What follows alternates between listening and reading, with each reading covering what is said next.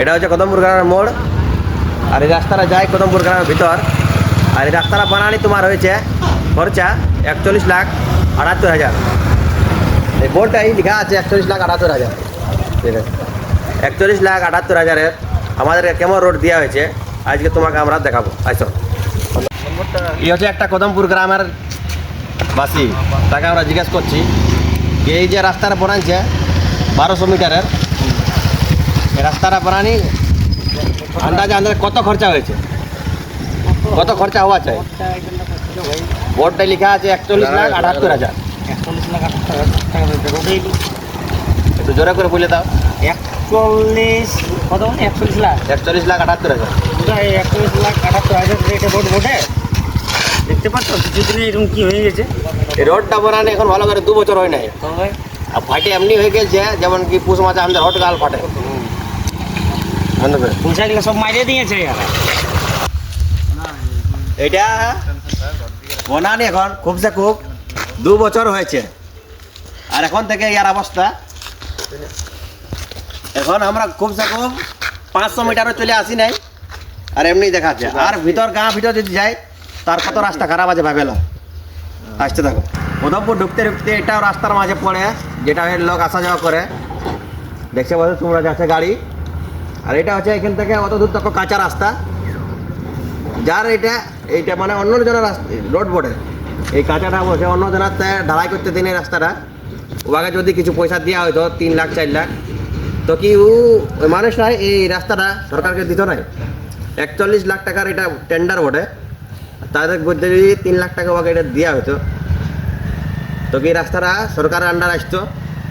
এটাই যদি কোনো অসুখা মানুষ শ্রাবণ মাস যখন এটা ভিজে থাকে, অসুখা মানুষকে নিয়ে যদি কোনো হসপিটাল যায়, হসপিটাল যেতে পারবে না, নামায় চলায় নিয়ে যেতে হবে। এত অবস্থা খারাপ থাকে। 2 জনকে নিয়ে আসবে, তোমাকে নামে যেতে হবে। সিঙ্গেল যদি বাইক নিয়ে আসো না, সিঙ্গেল চললেও তোমাকে বাইকে চলে আসতে হবে। কেন? এত রাস্তাটা খারাপ থাকে। এখন তুমি দেখা পাচ্ছ শুকা আছে, বাইক যাওয়া যাচ্ছে, লেকিন শ্রাবণ মাসের সময় এই রাস্তাটা এত খারাপ হয়ে যায়, তোমাকে চলেই পার হতে হবে মজবুরেন। এটা হচ্ছে একটা অন্য লোকের জায়গা, সে দেয় না ঢালাই করতে। কেনা এটা হচ্ছে প্রাইভেট কিছু পয়সা দিলে ঢালাই হয়ে যেত, কিন্তু কিছু পয়সা দিয়ে হয় না, তার জন্য ঢালাই করতে দেয় না।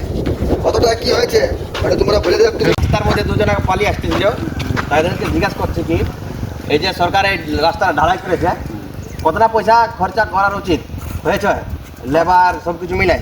খরচা মোটামুটি 5 লাখ টাকা হয়েছে।